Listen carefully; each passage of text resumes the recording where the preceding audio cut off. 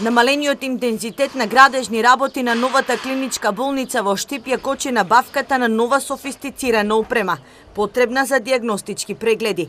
Поради немање на соодветен простор каде би можела да се смести, истата не може и да се набави.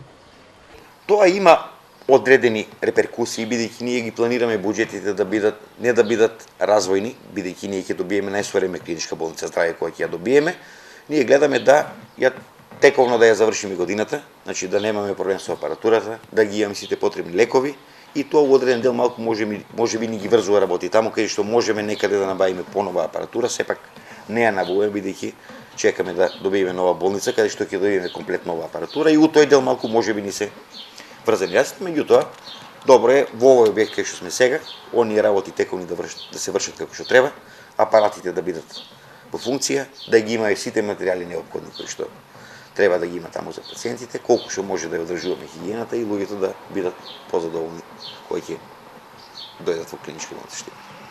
Откако минатиот месец на неколку дена беше стопирана изградбата на новиот објект, од Министерството за здравство со соопштение информираат дека сега редовно ја следат динамиката на градежни активности.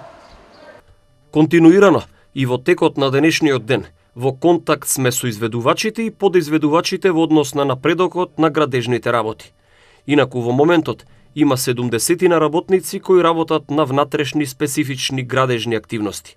Исто така, Министерството за здравство информира дека заедно со својот инженерски тим во наредниот период ќе продолжи да врши надзор над работата на болницата во Штип, а градежните активности ќе продолжат со зголемен интензитет.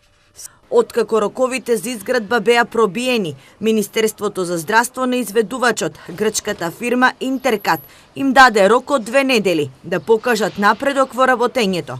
Во спротивно ќе бидат приморани да разгледуваат неколку опции, меѓу кои и раскинување на договорот.